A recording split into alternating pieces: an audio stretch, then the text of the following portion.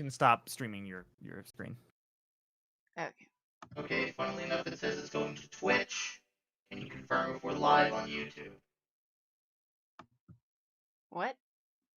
Yeah, it's weird. Just No, I mean, I Oh, didn't wait, understand what you isn't said. hold on. I just got it. It's saying that we're live. It is saying that we are live, yes. Okay. So my OBS is probably just flipping the fuck out right now.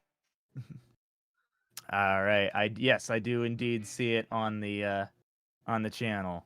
That is so weird. Because it says it connected to Twitch. I have no idea why. What is happening? Yeah, I see people in the chat. we got people in the chat now. Wow. That was a fucking ordeal. We need to fix the YouTube channel for streaming. We can't have a new stream key every stream. What the hell is this? It's called chaos. Haven't you heard of it? It's, the story of my life. I call it my sister.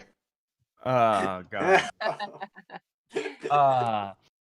Well, hopefully we'll give people a moment to kind of like file in. Good grief. Well, we achieved live. Can you make an announcement with the link? Oh to yeah, the stream? yeah. Let me grab the link.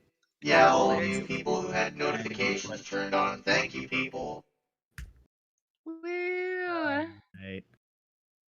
Oh my god. I'm just a kid and life It's so is weird. a nightmare. It's so weird. The link has the fucking RWBY does some trick or treating, but here it says RWBY Volume 8 pre-show. I have no idea what's happening. Yeah, because it takes a while for the site to realize, oh hey, the title's changed. God.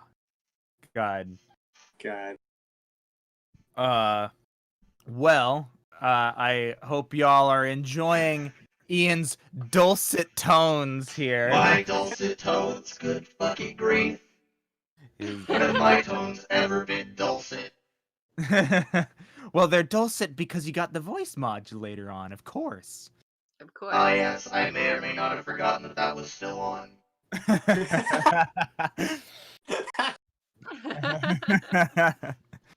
I may or may not have had that going for the past 15 minutes. You sure did. To turn it off. Yep. You sure did. I wondered why Katie could not understand me. It's like, huh? Yeah. I said it perfectly clearly. I was like trying to, like, I thought you just wanted to have the voice on to be fun, and it was like, oh, okay, God. but we're trying to solve like a thing right now. Can you like halfway, like? That was such a mistake. Oh my god. The agony is neither of us realized what the fuck was going on. Oh my goodness. That's well, hilarious. Welcome everybody to RWBY Talk. Hey, Ian. We changed the name of the show. It's not RWBY Talk anymore. We're talking about RWBY. It's RWBY Talk. Fix the overlay. Sorry. Wow. Rude. I mean, it's RWBY Talk about RWBY Talk. It's true. These are true things. But yeah, welcome everybody. We naturally, because we're talking about RWBY, we already have more viewers than we normally do. It's almost like you only care about RWBY. So you care about follow us. us on Twitter, everybody. Follow us yeah. on Twitter at RWBYABRG. We just tweeted it out, and we tweet out whenever we're doing streams. And for Extra Life, we're going to be tweeting a lot there about updates for that. So, like, yeah, promoting that now. But yeah, so I guess without further ado, we should introduce ourselves. If you are new to this show, what is up, everybody? My name is Brian. I am the host of this here podcast. I am also the head of the audio department here at RWBY Productions, and I voice Neptune for RWBY Aburged, as well as all of the goons that get their asses kicked in the yellow trailer. And here with me today, I have... Ian, you're next. Go. Say your name. God. Puny humans, I run the technical side of this podcast. I am also perhaps a robotic admin. You can find me at Venthris on the RWBY Discord server, and if you're having any issues on there, please let me know. I'll be more than happy to hear whatever you have to say. Hell yeah. Yay. And Right. with us again, we have... Oh wait, is it my turn? Yes, it's your turn. Hi, I am also on this podcast to talk about the rubies. Hell yeah. And with us again, we have... What's up, everybody? It's your girl, Katie. I'm a producer on the RWBY channel. I'm also a voice actress, sometimes writer person. I play Vaishni, Penny, I play Cinder, and I play Velvet. That one time we had Velvet, remember that? Hoo boy. And yeah, I do the stream things, I guess, with us now too. And while I have this moment to talk, I do want to promote, hey guys, go follow us on Twitter, RWBY where we've been tweeting a lot more lately, and we'd love to see you there. And of course, join our Discord server, but probably you guys are already there, and that's pretty lit. And yeah, Extra Life is coming up soon, and we're doing some great stuff. We have some fun milestones. We have a lot of people that are going to be streaming. I'm going to be doing some visual novels with some of the voice actors, so look forward to that. We're going to actually have me, Tina, Star, and Nicole playing some pizza game as the RWBY girls. So you should all come and join us for Extra Life. We're also going to be doing a bunch of other games, but I wanted to promote that one because that's the one I'm streaming. And yeah, it'll have a lot of voice acting, silliness, and you know, it's for charity, dudes. But don't you want to hear us be silly? Don't you want to hear all the RWBY gals being silly? It'll be fun. It'll be lit. Join us, and we have some milestones, and one of them may or may not involve pie. That's all I'm going to say. Love you very much. Hell yeah. So, with that, I mean, I think it's pretty obvious what we're talking about. Normally, during the off season, we're talking about all sorts of anime, discussing our love of Hensky. But this time, we're coming back to the main event. We're talking about the RWBYs. We've made That it. one. We have survived the long, cold winter. Wait, it's fucking Yup. winter right now. What am I talking about? Yep. Also, this next season is going to be exclusively in like a winter biome, so good luck with Yeah. that. It's Oh just my winter. god, you're right. Yeah, you're not wrong. Yeah. So, I kind of wanted to just sort of go off. Normally, I have notes for this, but we've done this long enough that I'm just gonna go visit the notes for the RWBY Volume 7 pre-show and just copy that. Oh my god. That Damn, is what's okay. called winging it. Yep. Dude, Um, it's a winging it Pre-show or kind the of day. post-show? So, last where RWBY left off, we had some shit go down in Atlas. Oh yeah, That's one way of putting it. in fairness, I assume from the title that y'all would know this, but in case you don't, spoilers for RWBY Volume 7. Yeah, a little bit. A little bit, Also- or like that should be painstakingly obvious. We're gonna Yeah, talk about spoilers for everything that has ever happened in RWBY, including all of the information that we currently know about Volume 8. So if Yeah. you have a problem with that, bye. Yeah, don't do that to yourself, fam. We're here to have a good time, and we'd love in the chat too if you guys have theories. We'd love to see them because there's not really any way to spoil Volume 8. Like, I mean, Yeah. we're all here anticipating and eager to talk about it. So let's do it. Watch Yeah. like an RT Indeed. personnel who's like watching this start just spilling all the secrets Oh no! as Imagine. theories and be like, oh yeah, Well, maybe they'll do actually, this. here's They who all turn out to be dies. true. Oh my god. Yeah, so Funny. yeah, where Volume 7 left off, Oscar got shot, Ironwood turned evil, Mommy Salami showed up with the giant whale.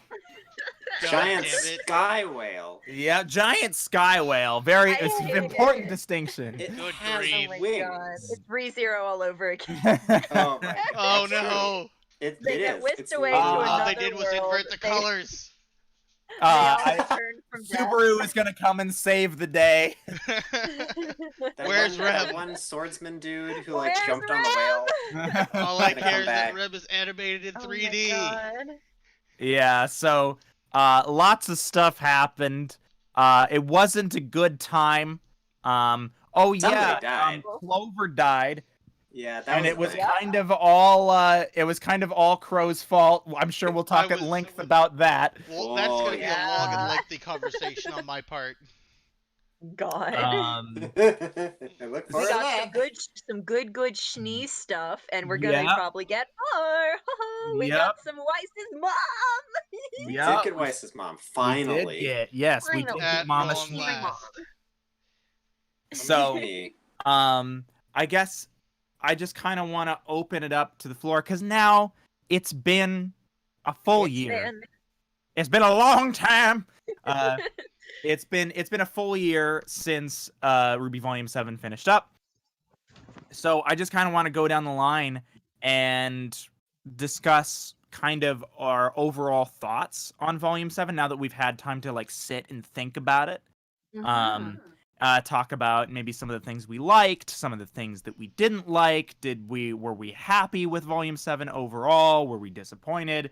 And then maybe we can get into some more nitty-gritty of why we felt certain ways on Volume 7, and then have that lead into kind of ideally what we're hoping to see in Volume 8.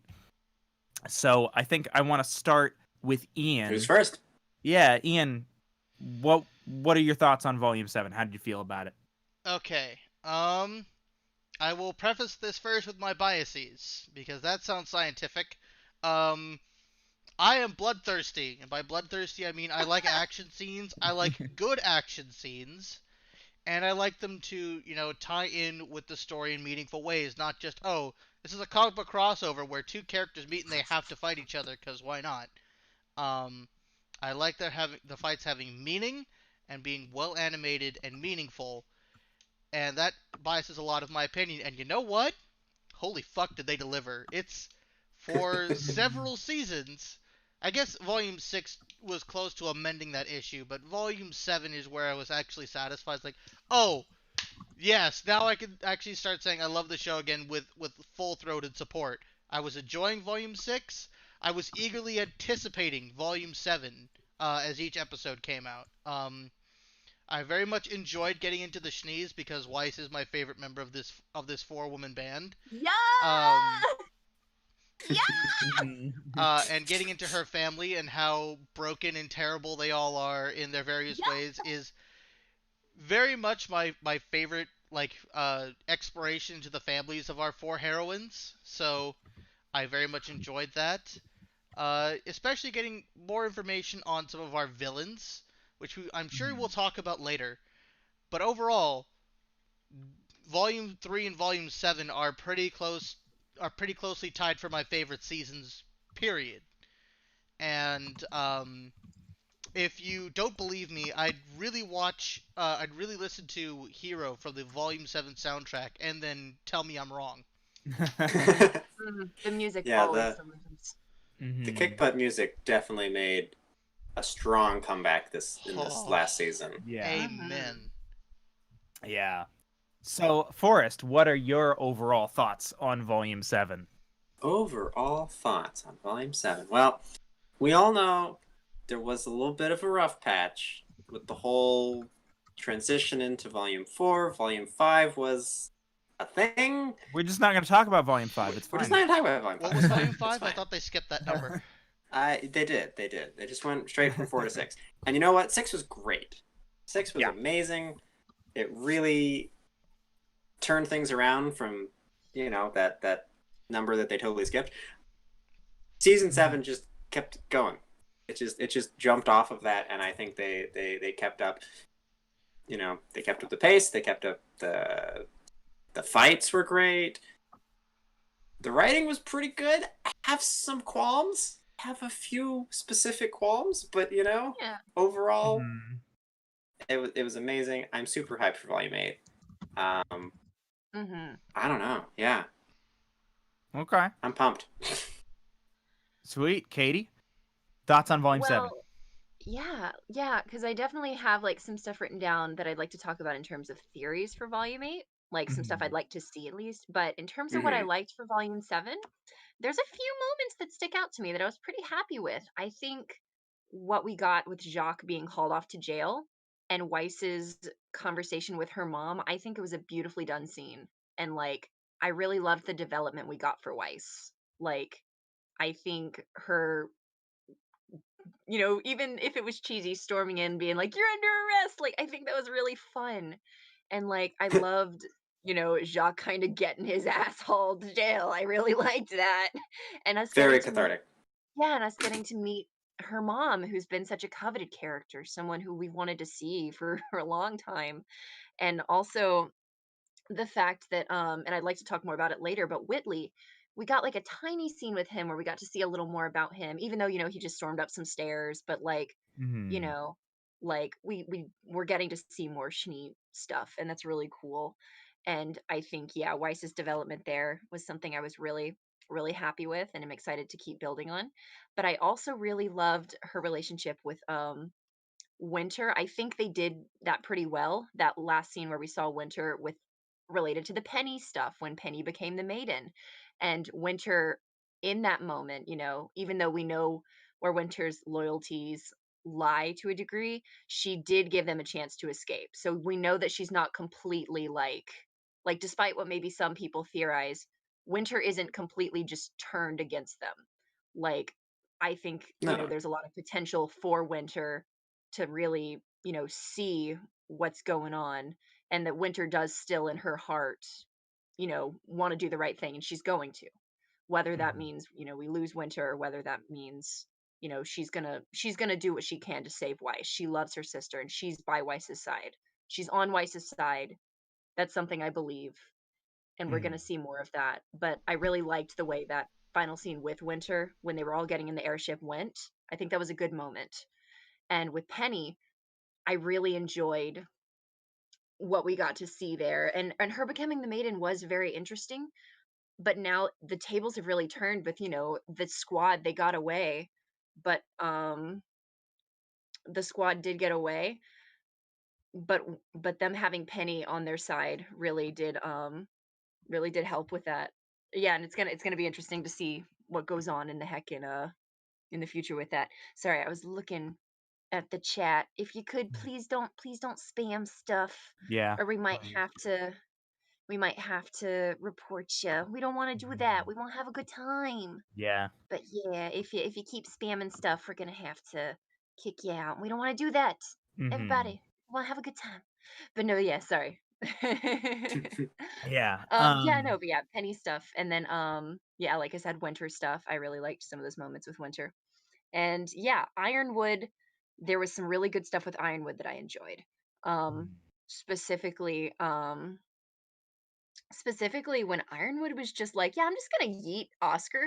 That was a very telling scene, and I think Ironwood's direction from here is gonna be very interesting to see. And I think it was a good moment for him. Like I think what they did with his character there was believable, even though it's like crazy. It's a direction that I believe, and it's like scary. And yeah, those are some of the things that I really enjoyed about the season. Do I have maybe some complaints about some stuff? Sure, but like yeah, those are moments that I think were really good. Okay. Well, then I think that that's probably a perfect segue into some of our complaints about Volume 7 because I think Ooh. I have a very different opinion on Volume 7. Um, I'm maybe I'm jaded, but I thought that there were a lot of things in Volume 7 that were good. I liked a lot of the action scenes, as like you were talking about, Ian. Um, I thought a lot of the action was really, really well done, and Volume 7 had some of my favorite fights in the whole series. Um, but and I did like the story that they were telling in Volume 7. I think that the story that they were telling in Volume 7 was very compelling. But when it came to the execution, I feel like Volume 7 was a step down from Volume 6. And I think... Sorry? I made the dun dun dun noise. Oh, yeah. you just let that hang there in the air for a little bit. Yeah. And I think that a lot of it has to do with, I think that a part of it may very well be that the story that they were trying to tell in Volume 7 was more complicated than the story that they were trying to tell in Volume 6. So it by its very nature, it becomes a lot harder to juggle all of the various different elements that have to be in the story. But yeah, there was a lot of stuff in Volume 7 that felt forced or rushed to me. And I remember when we were following Volume 7 on this channel, one of the things that I was talking about almost every week was the fact that I felt like the show would really benefit greatly from having a longer runtime. Yeah, I mean, we've talked about that for a while on the podcast. We did. And so, and honestly, looking back on it now, like, I still think that there's probably some truth to, it might have worked a little better if they had had more runtime in each episode.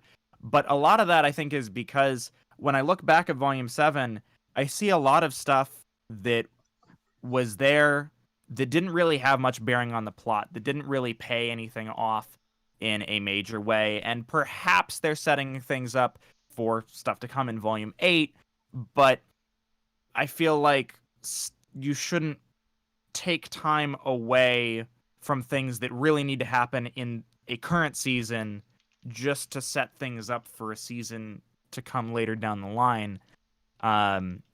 Like, for example, Renora. I remember everybody was super, super excited about Renora, but here on this podcast, all of us were kind of like, that was sort of weird, and it kind of came out of nowhere. We don't know why this happened. And we also had Angsty Ren, and we kept waiting for that stuff to make sense, and they never really paid it off. It was just kind of a moment of like, oh, and Renora's an official thing now, and Ren is angsty, but they never dug into it. And so that becomes one of many things in Volume 7 that I'm kind of like, why did we spend time on this and not more time, say, on Jacques? Because one of my biggest disappointments in Volume 7 was the fact that when it came time for Jacques to get his just desserts, it felt hand-waved.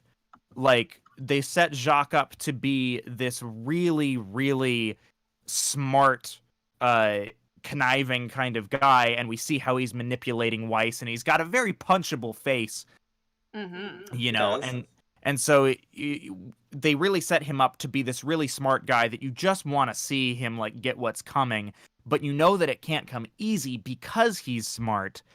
But then he does a dumb move, like handing Watts the keys to his kingdom, like literally the password to like all of his systems, without asking what he's going to do with it. No additional security on it, without fully understanding what that would even entail. Oh, he can do that?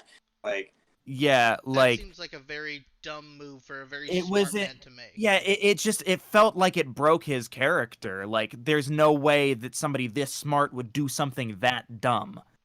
I mean, that comment right there, I feel, extends to more than just this situation from Volume 7. Yeah. We can get into that. Yeah, It does seem like Rooster Teeth wants to do a lot of things with RWBY, but does not seem to be willing to greenlight the efforts necessary to, I think, pay off on all the things they're trying to do. I don't know that that's necessarily the case. Like I said, I think it comes down to time management on what they're spending time on with the story, because like, I think the reason why that happened was because they just needed Jacques to get shut down very, very quickly. And so then, and they try to play it off as like this big heroic moment with Weiss where she bursts in and she's like, Jacques Cheney, you're under arrest. Like, that was supposed to, I guess, like, be cathartic. Like, yeah, Weiss would, like, because Weiss absolutely should be the one to take Jacques down. But she didn't take Jacques down. All she did was say he's under arrest. Jacques took Jacques down. Yeah. Mhm. Yeah. He I- kind I of will played say himself that there. the access to like because it was what's her name, Weiss's mother, Oh, I don't remember. I whatever don't her name, remember either. whatever her I name is, think. Weiss's mother. The Madam fact that Schnee. the yeah, Madam Schnee, sure. The Mhm. way that they were able to kind of discover the the stuff that had happened was because of the whatever the word is, the fact, yeah, Willow, thank you. The Mhm. fact that Willow is kind of like one thing that he couldn't really prep for. I keep missing the words, um but Willow having like access to that stuff was something that maybe he didn't consider, and that's something I would believe. Like, so the fact that Weiss was able to get that info from mom, and mom kind of making like that decision to be like, you know what, fuck it, fuck that dude. And so I think that like that part of it was, I think, done pretty well. Like, the way to expose that was Willow has kind of had this place on lockdown, whether Jacques knew or not. And so I thought that was a really interesting way to do that. I'm not disagreeing with all of your other stuff there. I just think that for Willow, they did her very well there. I think Willow was done fine, but yeah, the problem comes in the payoff of the rest of it. And I mean, I don't want to get too deep into the weeds and talking about predictions for Volume 8 just yet, but it definitely does seem like perhaps we will be getting more Jacques. So I'm hoping that maybe in Volume 8 they can redo to a certain extent Jacques' just desserts. And I kind of want to pose something here, like, because I'm not 100% disagreeing with you by any means, because I love the way that you analyze RWBY, and I do think that the perspectives you bring are super valid and very like legit. There is one thing about Jacques though that I guess I took away, that maybe it's just something from my perspective, and maybe it's just one perspective that can be seen, not necessarily saying it's the correct way to view it. But one thing that I always thought about Jacques is he smart, quotation marks? Sure. The kind of smart that you have to be to survive the kind of world that he's in. Is his ego and his hubris a big downfall for him? And is he more willing to, in situations like the kind of person that he is, there's areas where he's smart, there's areas where he's not smart, and he is very, because of the villains and the way that they were able to kind of get in there. I think him being taken advantage of and kind of being tricked the way that he was, because they are so much smarter than him, because they're actually living out in the real world.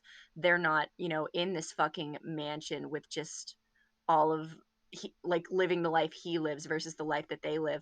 I very much believe that they could take advantage of him and get him like to give over that stuff because of his hubris kind of being his downfall. So him being very smart and calculated isn't the same kind of smart and calculated as the others are. It's a different kind, and so that's why it's more believable for me that Shock could be defeated in that way, because I don't think it's a 100% herpaderp, I'm the dumbest boyo in the world, but just like, no, like, because you in your hubris were like, haha, power, I want power, like your hunger for power is what kind of fucked you up there. And it's not that he's so maximum stupid, it's that this is a realistic thing that happens to people that are that have so much power. Okay, with it could have been done better, absolutely. Do I think disagree that with your things? I don't, but that's one perspective I guess I'd like to offer.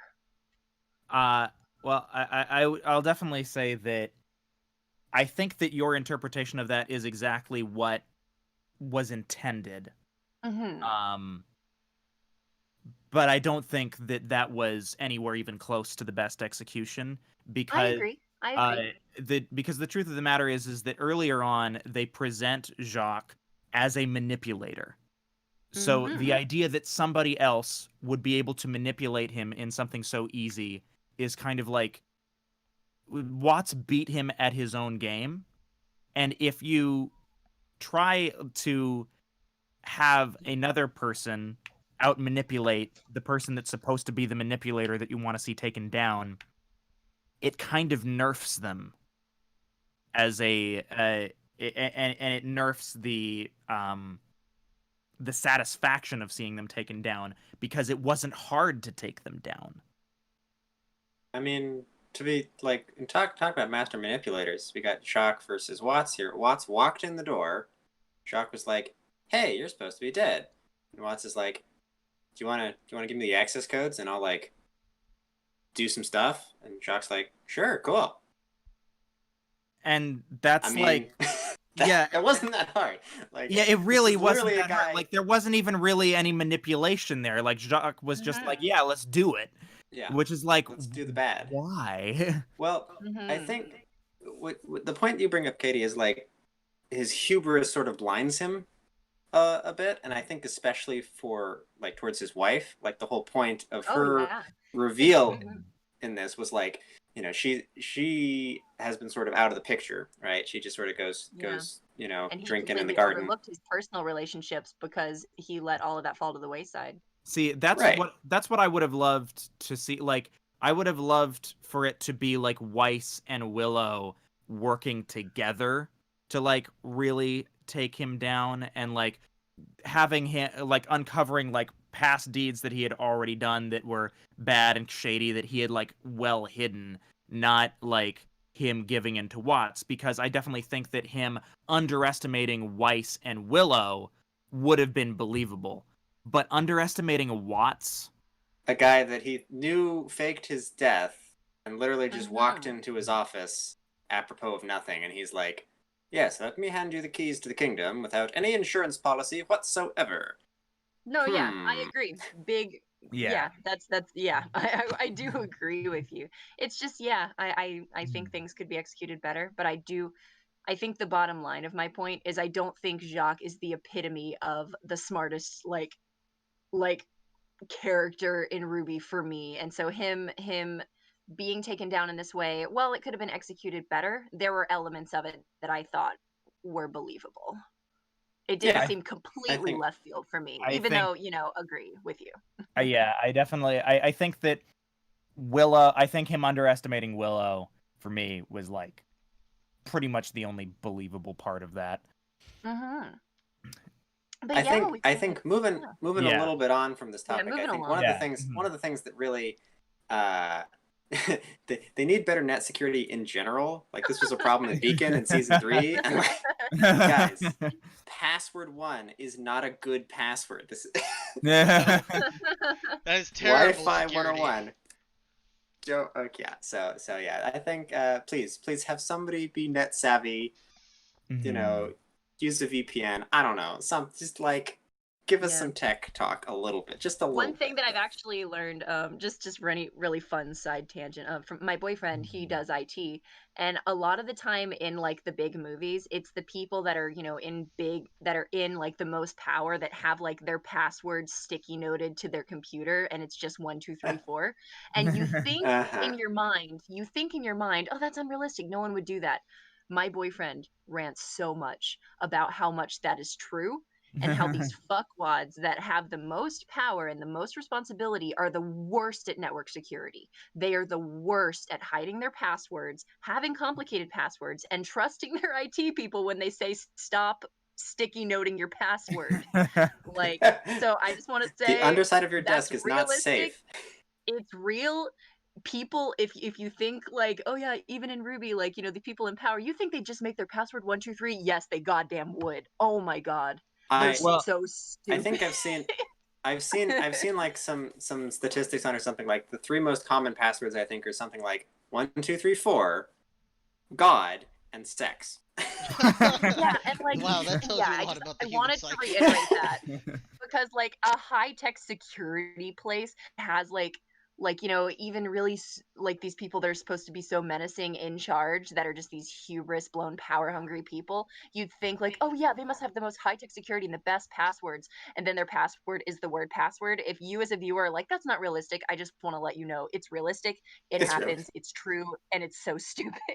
But yeah, coming from someone who knows someone that runs IT departments all the time and tells me this shit, it's so funny, and I just love when I see it, because now I know.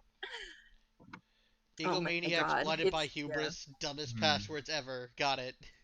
Yeah, that's the Venn diagram. The Venn diagram is a circle. Yeah.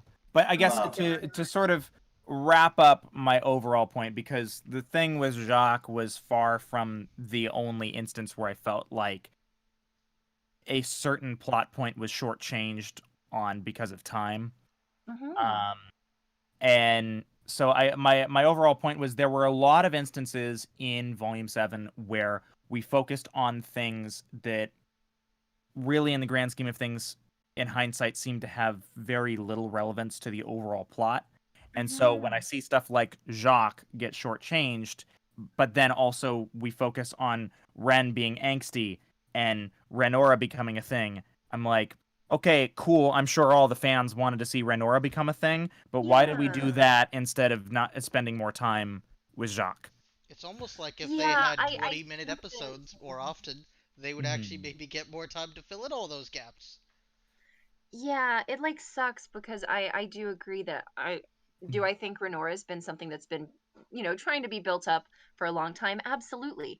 And I think that there's a good way for it to have payoff. And it kind of felt bad that they chose that moment, especially when they weren't really going into Ren's mental state as much as they could Mhm. have, to really do that. And it felt like a disservice to Renora because I totally believe in and love that ship and I really want it Mhm. to sail. And like, maybe we'll get more into it.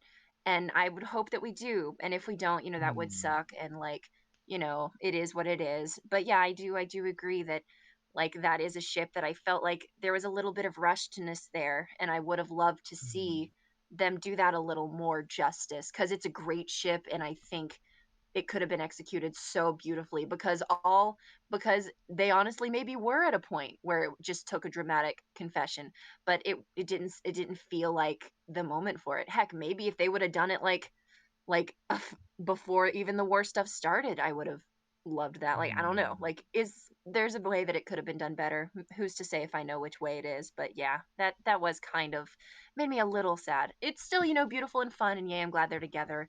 So, we'll overlook it because that's what we Ruby fans do. We're gonna keep I'll trucking just along, but it's okay to I'll acknowledge it. I'll just come out and say that considering how little happened in Volume 4 and how much focus there was on Renanora in Volume 4, I feel like Renora should have happened in Volume 4. Yeah, honestly, like They we held probably could have hands, gotten it don't you much earlier. Which would have been cool. And like, yeah, because there was so much more this season that we could have really dove Mhm. into and just yeah, it's Yeah, it's a little sad. Well, and I okay. go ahead, Forrest. Well, I was gonna try and okay. There are lots of things we dislike. I'm gonna talk about a thing. I want to talk about a thing I did like Okay. Mhm. about Volume 7, and that was what they did with. And we talked about this, the last time we were discussing this, but what they did with what not Weiss with Winter and Penny, Yes. right? Yes. With this sort of Yes. here's the human character who acts like a robot, and the robot character who acts like a human. God, yes. And the I know what dichotomy scene you're talking is about. not I lost. loved That it. was very fun. Yes. And their Yeah. their moments and their interactions as they're sort of rubbing off on each other, because there's Penny is clearly in this place where she's torn. Like okay, first of all, Penny probably not my favorite character, but Mhm. maybe she's cool. Mhm. Penny's amazing. Also, she shoots Uh-huh. lasers. What is there not to like? But True. she's such a interesting, like, she has the sort of military, she is a weapon, literally like a weapon built by, you know, by Ironwood, right? And she kind of Mhm. understands that, but she's also like wrestling with these human emotions and friends and what does it mean to be a friend and stuff. Mhm. And this is stuff that Winter has long set aside, right? And she's like, you know what? I'm just gonna follow orders. I'm just gonna do what I'm told, and Ironwood will sort out the morality of this. Which, Mhm. spoilers, letting a single person sort out the morality of anything, probably not the best idea. Yeah, Mhm. you probably need like an ethics board. This is why democracies have multiple people in charge of things, and dictatorships have one. What? What It's are a you pretty talking clear about? clear distinction there, but But Penny's got this great like wrestling, and she has a couple of moments in this, like when she's on the truck ride with Ruby, and they're talking about stuff, and then of course that last bit with Winter, where like she accepts the Winter Maiden's power.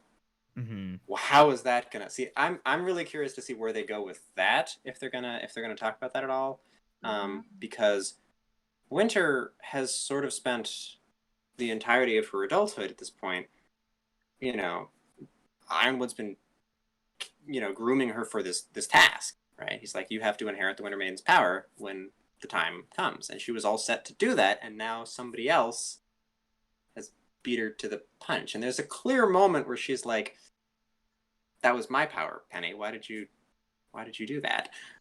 And like she kind of brushes it away. But I wonder if they're going to come back to that. And like, are her goals now going to change that that's a possibility that isn't available anymore? Yeah. I don't know. Like I'm definitely very, very excited for getting more Penny, because I always loved the Ruby Penny dynamic. Of course. Yeah. Getting to see more of that in Volume 7 was really exciting.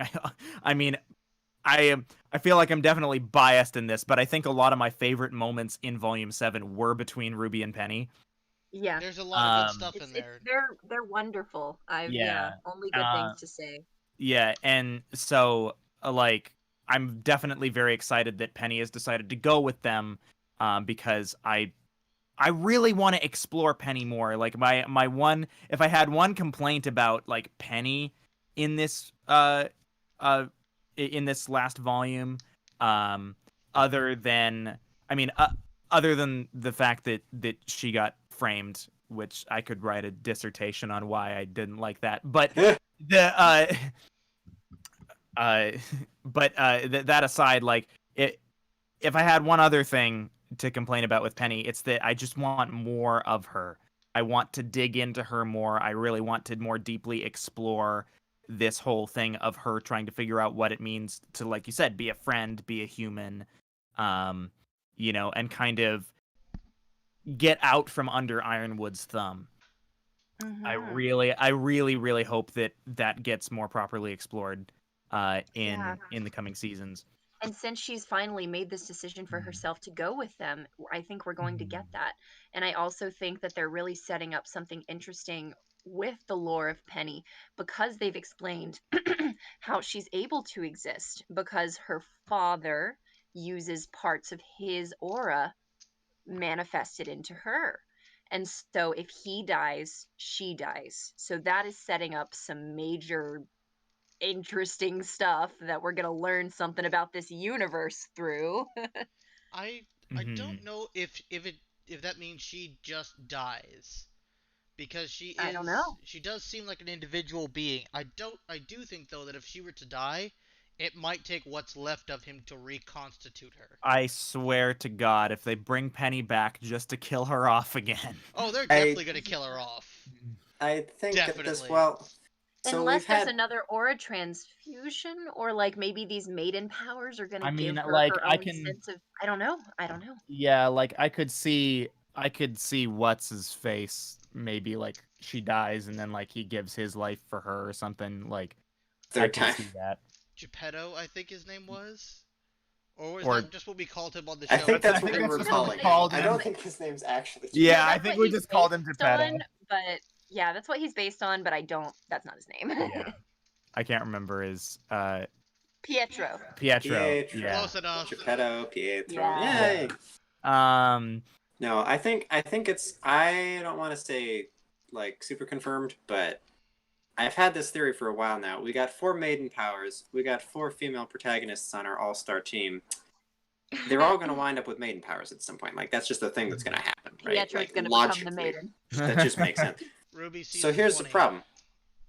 If Penny has the maiden powers, in order for one of our girls to get it, Penny has to die again.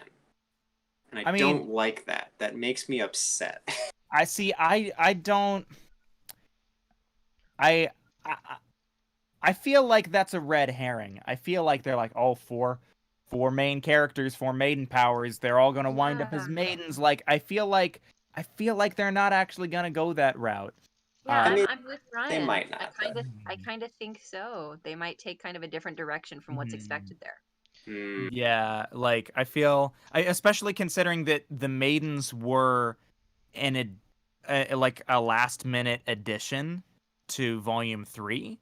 That wasn't something that was planned from the very beginning. I feel like the courses of our characters are set in a way that like I could see like maybe one of our girls becoming a maiden, Yeah, but I don't and know I about think it all would be Ruby. 4. Yeah. What that does mean, though, is that really stretches the amount of additional cast members we have to care about. So that makes me question, That is another how are you? issue that the How show are has they going to had handle I that? mean, historically. yeah, that show's That's always had this issue. because There's how so many many Yeah. characters. how many characters do we care about? We have we have like Team Ruby, and we have what's left of Team Juniper at this point. Penny, we have what remains of the elites. I can't remember the team that they were working with in Volume 7. God help me. The Um, Aesop? yeah, the Ace operators. Where the heck is Sun been for like 2 seasons? Like, what is going on?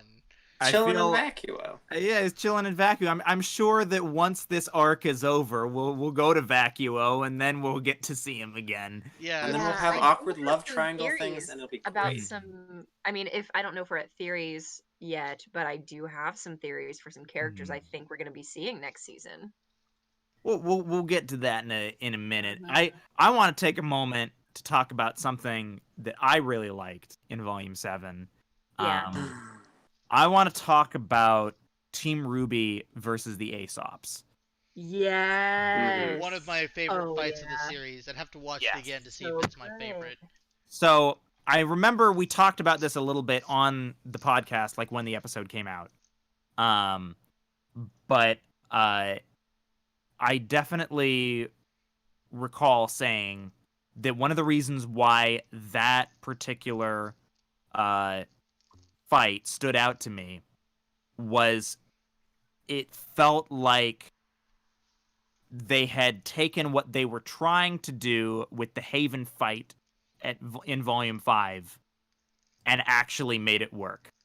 Mhm. Because the big issue with the Haven fight in Volume 5 was we had all these little skirmishes and they weren't paced out well between them. There was like a lot of talk fighting, that was very like kind of anime-esque, which can work for other shows, but that kind of really went against the grain of like what RWBY has been about, especially in terms of its action, which I think was what kind of like made a lot of that last bit in Haven kind of fall flat.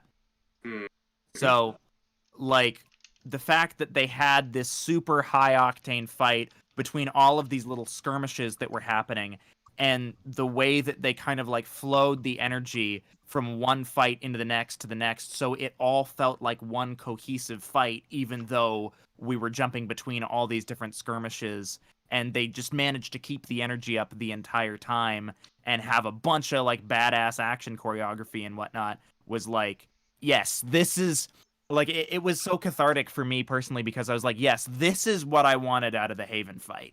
Mhm. Yeah. Yeah, it was a very cathartic fight. I think it was some of the best team fighting I've ever seen. Yeah, I agree. It's one of the Yeah. best fights in the series, Because I one think. thing It Ruby has was always delivered on for me, music and fights, like you can always have a good time.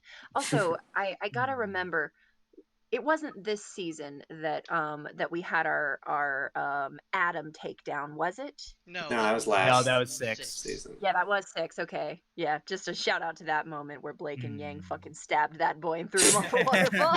Yeah. That's a callback, but oh my god, that made me happy. Oof. Yeah, no, we like I there was definitely a lot of really good stuff in this season. I don't want to focus on just the negative, but I feel like we would be remiss to not talk about the big controversial moment that happened in Volume 7. Mm. I feel like we need to talk about Clover's death. Oh, yeah. Yeah. See, Buckle up, people. I was thinking of like, what was something really silly and trivial that happened that I can throw? I couldn't think of it in time, but Yeah, dude. no, that was the moment. Brian, I Yeah. think you and I were royally pissed about that moment. We were very upset. We need to talk about the most controversial thing that happened last season, which was the Lamb character being introduced and pulling all the other waifus out of the fucking There water. you go. That's Oh, what I was no. looking for. Well done. Pocket dimension Lammy, lamb girl. Lamb girl, controversial Lamb girl beating all the waifus. Yeah. But, Brian was like over the moon about that character. Lamb girl. Yeah, I was very excited about Lamb Girl. You took Okay, like but 10 for minutes real, out of the this is- show when she showed up. It's like, look, Lamb Girl, Best Girl, fight me. Fight me! She's best girl. She made Volume 7 worth it. Whereas I think like me and Forrest were like, eh. She has a pocket dimension power. That's pretty cool. You know, that'll be relevant later, probably. But yeah. But yeah, the Clover death. Clover Oof. death. So I think can I preface by saying there were a lot of things I liked about that fight. yeah. Like the animation was top notch. Mhm. Like it was a very well choreographed fight. They did do a bit of the talk fighting thing, but I think they've gotten a lot better at the talk fighting since Volume 5. Mhm. You know, the one we don't talk about with all the talk fighting. Like Like they do this thing where like characters are still animating. They don't just like jump apart and then start talking at each other for 3 minutes and then go back to fighting. They're like still kind of fighting, but we have the camera sort of in front of them, so all you can see is their sword swings or whatever, and you can't see the person they're fighting. And I think it's a much better way of doing that. Like if you Yeah. want to put talk fighting in, that's the way to do it. So the animation was pretty good. The sort of nod to the Black trailer, colors washed out kind of thing, like at the end when Clover gets stabbed and it's just like black and red and white. That was really Yeah. cool. But yeah, the decision made in that fight by Crow is obviously the thing we're here to talk about. Yeah. Mm-hmm. Now I know that for myself and you and Ian, we've all kind of talked about this before, but I'm curious to hear your thoughts on the Clover fight, Katie, because I don't know that I've ever actually heard your thoughts on the Clover. You know, I'm gonna be real with you. I'm gonna need a refresher on what's controversial about it because it's been a minute. It's been a minute. So I remember having feelings, but I was kind of the- wanting you guys to kind of break the ice, talk about it Right, a little bit, right. and then Yeah. that would kind of bring it back to my memory. Yeah. So it was Clover. Do you want to go, Brian? No, go ahead, Forrest. So it was Clover and Tyrion and Crow Yes. and Robin. Although Robin gets knocked out on like immediately when the ship crashes, so she's not really a relevant player in this. Yes. Which was a little disappointing, gotta be honest. But I guess they had too many good guys. Question mark. too many people against Tyrion, I guess, because they already showed that those three can take out Tyrion, right? That was another really good fight in that season. Mm-hmm. But so she's out of the picture, and now it's Crow, Clover, and Tyrion. And at some point in the fight, Tyrion turns over to Crow and he's like, "Hey, this guy's trying to arrest you. You want to like team up with the psychotic murderer who poisoned you almost to death at one time and chased you across half a continent? And you're gonna team up with me, that guy, to take out your new bestie." Yeah, so that and we then can we have can a proper fight. We can have Yeah. a proper fight. And it's like, so you're telling me that Crow didn't look at that and say, well, I see your point, but I raise you. What if I team up with Fishing Hook Guy? We take you down, the psychotic murderer who poisoned me and chased me across half a continent at one time, and then we have a proper fight between me and Fishing Hook Guy. What about that instead? And he That does was, I think, make the that controversial. choice. Like, and he even doesn't like, do that yet. And even when Clover comes up to Crow, he's like, "Crow, I want to let you know, I've just received orders to take you into custody." And and Clover was literally essentially like being kind of like the uh like one of the voices of reason in the room, going like, hey, like, I just wanted to let you know that I have this order. Let's deal with this once we get Tyrion, back, Back under you know, control, because he's a and menace. and behind bars. Like, that was, and granted, it was a lot of Robin. Robin was very antagonistic, and that was in character for Robin. Mm-hmm. But for Mhm. Crow to just give in and start fighting as well was just like, what is happening right now? Mhm. Um, so that was really strange. And they had a cool fight, but then when Clover died, I think another potential issue that I have with that bit is it's implied that now Crow is going to be framed for uh, murdering Clover. Because Which, Mhm. Tyrion stabbed him with Crow's sword. Right. Yep. Yeah. well, it also Um, would not necessarily be entirely off. well, I mean, here's my issue with that is that if that is in fact what happens, that will be the third time that a character in RWBY has been framed, and I can almost guarantee you that it won't matter. Yep. Yang got framed for hurting Mercury in Volume 3. Did that Mhm. matter? Nope. No, she got a slap on the wrist. Penny got framed for murdering people at the rally. Did that matter?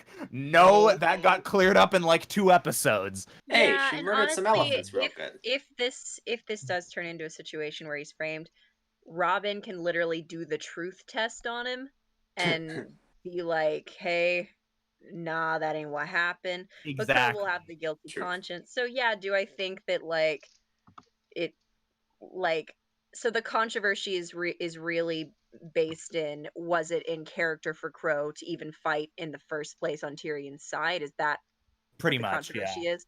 Yeah, that's Yeah. Yeah, the big thing, which a lot of people seem to say is no. What were you yeah, like, thinking? do I because I think if they were going for heat of the moment situation, it's likely that Crow could make a bad choice. Sure. Do I think that it's entirely like, oh yeah, I support that, that's really great?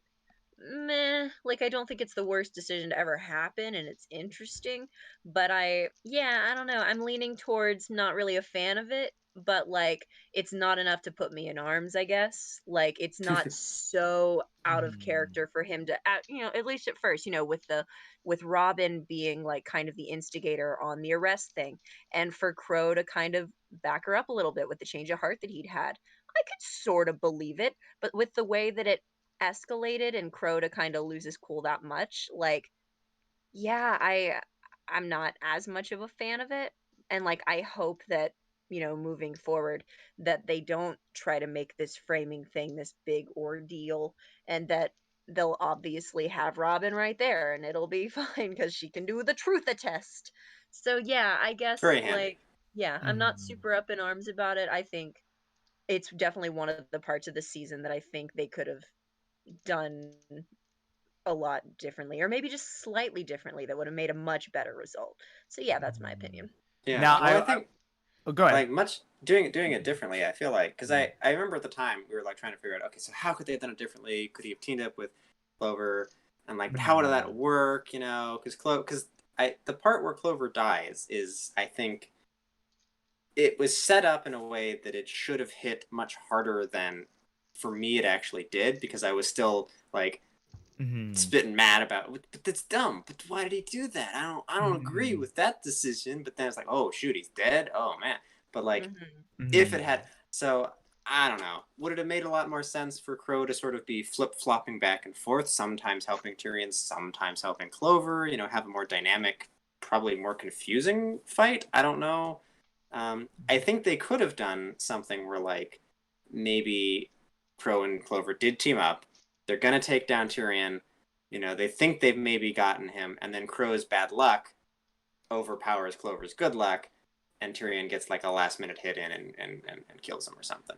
and Yeah, and then preferred that's all a of dynamic guilt. I could have gotten behind. Yeah, I think because the bottom line is with the fight, right, was that they needed Clover's death to be Crow's fault. Yeah. And and so unfortunately what we saw in their decision making, I think, was a classic example of the plot dictating the characters rather than the characters dictating the plot. And that's something that we've talked about a lot on this podcast, Mm-hmm. is the fact that that all of your character motivations have to make sense. You can't just have your characters do things because it's convenient for the plot. Mm-hmm. Which I feel like in other respects in Volume 7 they did a pretty good job of. I felt like all of Robin's, character motivations were pretty much on brand for her. The shift of Ironwood getting further and further into his own head, like we were talking about, like his eyes get really tiny in the last couple episodes, and he's just like terrified of everything. Everyone's going to betray me. I'm all alone. I have to. And just like, geez, calm down, buddy. Calm down. It's okay. Like all of that, is pretty good. So to see like Crow do something so weirdly out of character, for me, that was like the part that took me out a little bit. Yeah. Mhm. Yeah, And now suspense of disbelief was fairly broken in that moment for me. Now here's another aspect that is kind of controversial, but I'm gonna about this Crow about Crow being the result of Clover's death, or being the cause of it rather. But I'm gonna go there anyways. I think another big part of the controversy was a lot of people interpreted Clover's death as a example of doing what's it called, killing your gaze. Oh. What? Yeah, and where like I don't remember. where you As the introduce like an Crow Clover. yeah, where you introduce an LGBT character only to kill them off, and that's like the only purpose that they serve in the plot. The Or issue have that them I turn have, evil. yeah, the issue that I have with this argument, because killing your gays is absolutely a real thing, and it Yeah, it's sucks, very and valid. yeah, but I don't think it's applicable here. Yeah, I could agree, because I do think that that's an issue with a lot of animated shows. Even though we're trying to make strides, and representation is so important, and like it sucks that a lot of these big companies that kind of have control over a lot of the situations and make the showrunners afraid to really do what they want to do with the show out of fear of losing the show. But luckily, it doesn't seem that Ruby seems to be that. But shows that have come before Ruby have been having to walk before other shows could run. So that Steven Universe could run, so that She-Ra could run, and so hopefully we'll see less and less of the killing your gays trope as we move forward. And so it's a very valid thing that's like that people are upset about, and that it totally happens in shows, and like it needs to not be that way. And all of our LGBTQ characters, all of our POC characters, all of our characters that deserve to be represented like any other character. But there might be some situations where it might not be specifically that is applied to certain situations. There are some situations where it is applied to, and some where it's like maybe not for this scenario. I And don't. I don't remember much My about issue. Clover's LGBTQness. I don't like, because it's been Well, so that's long. that's the But thing. That's what I was getting to, is the fact that yeah, it there was never anything confirmed between Crow and Clover beyond anything more than like they kind of have a bromance going on. It was never confirmed that Clover was LGBT. And so I think a yeah, lot of people kind of headcanoned it and interpreted it that way because they wanted to.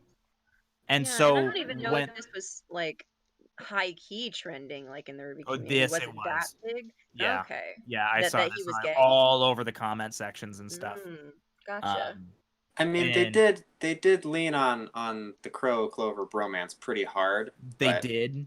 I feel like in part that was, I mean, it was in part character driven, right? Because you have a character whose trait is misfortune, right? He Mhm. causes unfortunate things to happen to both friends and enemies, and he literally starts off the fight with Clover, saying, you know, this is how my friendships always go, right? I always end up fighting my friends out in a snowy field for some reason. but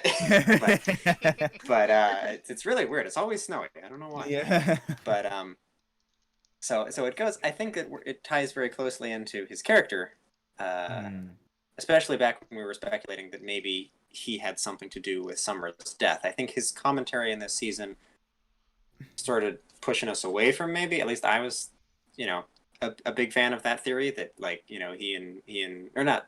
What did I say? Summer. Did I say? I don't remember what I said.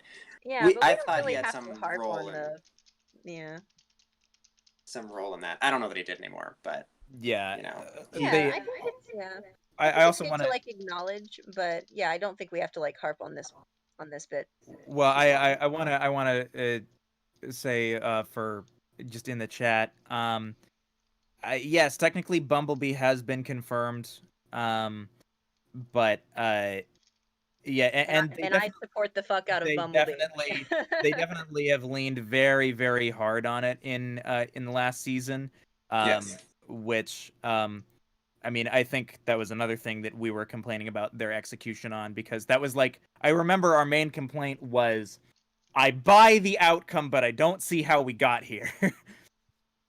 That was And I'm kind of in a different camp where I'm just like full throttle, let go. Is there some stuff that could be complained about always? But I'm overall pretty happy with where it's going. Well, I mean, I think, yeah, That's that just I me. think that's the yeah, the I don't want to dig too deep into Bumblebee, because I know that we talked a lot about it on the podcast last Yeah. year. But yeah, the difference is that Bumblebee, it's very, very clearly presented that that's where their relationship is going, whereas with Clover and Crow, it was just, yeah, I mean, yeah, they were getting close for sure, but I think a lot of people jumped to conclusions before anything was confirmed, and then they got very upset when Clover died and interpreted it as killing your gays, when I really don't feel like that's what it was at all. Yeah, for sure. And you know, people out there, ship what you want to ship. Hell yeah, dude. That's Make it kind of been fucking the happen. But that's yeah. kind of been the bane of the RWBY community, I think, is people get way too serious about their ships. And words there. Ship what you that's want true. to ship what you want to ship, but if your ship doesn't become canon, or somebody else has a different ship, that's okay.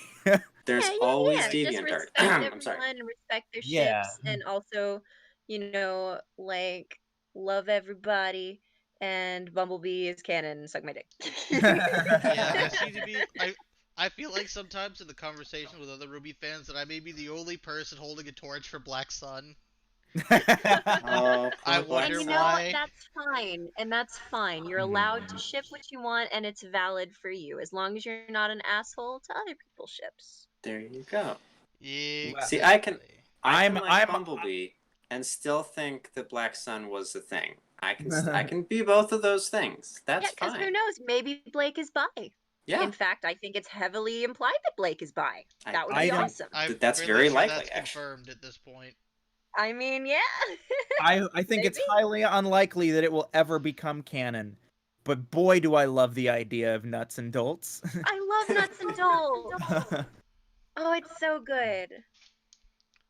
Oh my So, goodness. I'm I also think down for everybody White has Rose. ships that they're just like, I will die on this ship, even if it's not real. Because I Yeah. think there was kind of like a three-way ship with like fucking Crow and Winter and Robin, and it's like, I don't see that, but sure, fam, Yeah. let's But have sure. fun.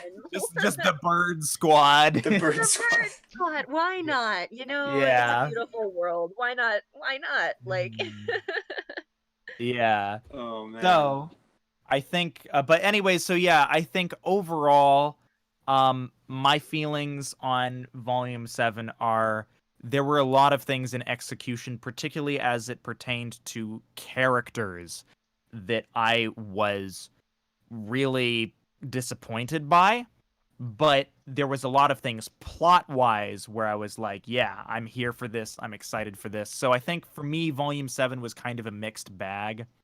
So I'm moving into Volume 8 with cautious optimism.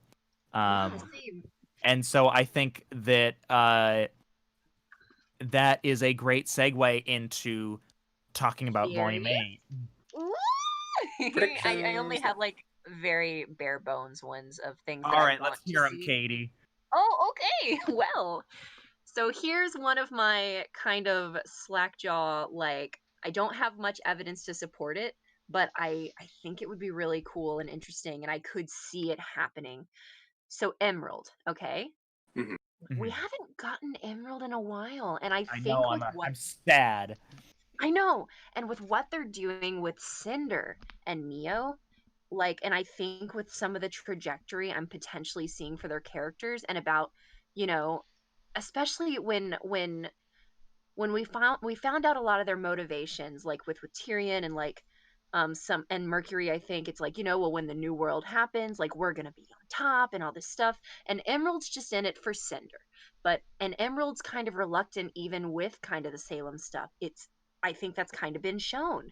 And I think Emerald is a wonderful character that there's kind of a canvas on that we can really build with. And I really love that her motivation is kind of like this sad love for Cinder that we haven't really gotten to build on much. And I think we're going to get a little more Emerald development. And I think we might, just because fuck it, who knows if it'll happen, but I think it's a fun theory. I think Emerald's going to switch sides. That Oh, is a Yeah. theory that we I have think long since held on this podcast. we've been saying Oh, She's that for really? years, Katie. Yeah. Oh yeah, What? I Yeah. mean, she's even back definitely maybe out the of like weak maybe I link. just haven't been on the Ruby talk. Yeah. yeah. This is like I think it was like volume 3 we started throwing that Really? canon. Yeah. Okay. Yeah. Uh-huh. Yeah. Yeah. Welcome to Okay, the because hype I thought it train. for a We're waiting while, but for I'd it. never really talked. I'd never talked to anyone about it, but I thought it. So I guess okay, cool. Well, hooray! Yeah. Maybe it's more likely than because I was nervous because I was like, oh, I've never talked to anyone about it. No one ever really talks about Emerald to me anyway. So like, and I've kind of been an Emerald fan. Like, We've been Same. waiting for her to get more screen time, so this could possibly happen for. We're going on what Yeah. 5 years now? yeah, I and think the first time mhm. we voiced that theory was at the end of volume 3 where Exactly. like where she has that shot where she's like it's almost sad and like all of us were immediately like Emerald switching sides. Yup. It's Yeah, confirmed. Just give her like 10 seasons and she'll get the. It's fine. Hey, Yeah. we're like, only because I 6 think seasons that in right now. Yeah, because I think her loyalty to Cinder would be the only potential thing stopping it. But I think with the trajectory, there is also a large possibility that I don't think Cinder's just going to outright be like, Ruby and me are BFFs. I don't think that's going to happen. But I could see, because Cinder's kind of more in it for herself, Cinder turning on Salem, even though she is like, afraid of Yeah. Salem and like, there is the whole like, I'd be nothing without you, Salem. But there's resentment there. Cinder wants her, Cinder wants her autonomy. Cinder has her fucking goals and shit, and there is a lot of fear that's tying people to Salem, not love, not trust. There's a lot of potential to easily lose those connections, and it won't be easy necessarily for Cinder to break free from that. But I could see Cinder trying to go out on her own terms, so to speak.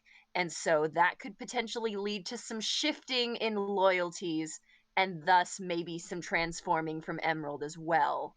Like, because Emerald would maybe follow Cinder, but then see what Cinder's trying to do, and then maybe this and that. And like, I think Neo could also have a lot of potential to shift as well. In terms of what that shift would look like, I don't have any exact ideas, but yeah, those are some of my theories and some stuff I'd like to see. And then there's two more things that I'm interested Okay. in seeing. Whitley. I think we're gonna get more Whitley because he's kind of the schnee that we've set up a little bit in that mansion, and with Willow especially. Like too, I think we're gonna maybe get some interesting Whitley moments and maybe some development, and maybe Weiss can get through to him, or maybe Whitley's gonna do something dumb. Like, either way, I'm excited to see it. And then last but not least, Raven. I think Raven's gonna be back. I think she's going to be in the next season. On the Whitley moment, I would love it if he got himself stuck on Mantle and had to survive without his money and power for like a month. Even like 4 hours down in Mantle would probably be enough character development for him to like have him. He's such a little twit. Little shitly. Yeah. Mother, there's no internal heating. I can't take it. But if Where's Raven my cake shows butler? up, I'm flipping the table, guys. It's all over. Bring me my heating blanket. But no, one thing I think about Whitley though is like it's kind of sad to see is that he's the character that because he's been so sheltered, because this is all he's ever known and he's so young, it kind of reminds me of a lot of kids that I've seen that kind of grow up in like, you know, a very privileged situation, and it kind of takes them having someone that they care about kind of show them that it's not okay to, you know, live the way that you're living. And like, not that he's necessarily done any atrocities yet, but you know, because of how much he probably loved his father and like kind of the path that he was potentially on, there's a chance he could become that. But I think there is a chance that Weiss, because I think he does really like Weiss, I think she could get through to him. And I think he's going to have his moments because he's still a child, because he's still so young and he's been living in this, you know, environment and it's all he's ever known. There's going to be those biases and there's going to be those things that are holding him back from, you know, being like with our main squad fully. But I think we're going to have some really beautiful come to Jesus moments with Whitley. Yeah, well, I think we've talked about this a little bit on the podcast. I think like Whitley's motivations and things, and Well, I mean, Like- before you hop into that, like you were talking about the you were talking about kind of the stuff that Whitley has been through, and I kind of wanted to bring up I when like last season we had Bo on the podcast, and Bo described it so well, and I'm not gonna do it nearly the same kind of justice, but Bo Yeah. pointed out that every member of the Schnee family has like is literally like the personification of a different type of response to abuse, like textbook responses to abuse. Yes. Yep. And like they were able to go into much more detail and like actually like show all the similarities and stuff. But Whitley is one of them, and like his love for Jacques and, you know, wanting to be like him, wanting to please him and make him happy Yes. is definitely a result of abuse as well. And so that's one of the reasons why I'm really excited to see more of Whitley, and I really, really hope that we dig into him. But anyways, go ahead, Forrest. I was gonna say. Oh, is that what you were gonna say? that is exactly what I was gonna say. We have, you know, Mhm. Willow has checked out. You know, she's off in the garden. Alcoholic. She's not. Mhm. She's gonna not deal with it. Yeah. Winter and Weiss have left. You know, they've. Well, in the case of Weiss, that'd be left twice, I suppose. Come back once, but Whitley is very much, yeah, like everything. All of these characters are textbook examples of responses to the emotional abuse that Papa Schnee deals out so readily. And so it would be nice to see a family reunion moment where they could all sort of realize that and realize that they've been running or hiding from this thing for so long, but you know, it is something that unites them, that they are survivors of you know. Yeah, like a beautiful their moment dad. between specifically Weiss, Whitley, and Willow, and hopefully Winter, eventually too. But you know, there's some muck there right now. Yeah. Well, and I also feel like it's, I mean, it was implied in Volume 7 that Whitley actually cares a lot about Weiss. Yeah. And kind of looks up to Weiss in maybe not in quite the same way that he looks up to Jacques, but that, you know, like he cares about her too. And this thing that Weiss is interpreting as him being like really like shitty and stuff is him essentially following Jacques' example and trying to impress her. Yes, And yes, failing. exactly. Yeah. Because that's Which the only way he knows how to connect yeah. with family. Yeah. Yeah, and so I love that aspect, and I really, really want to see that explored, and hopefully we can see that really deeply explored in Volume 8.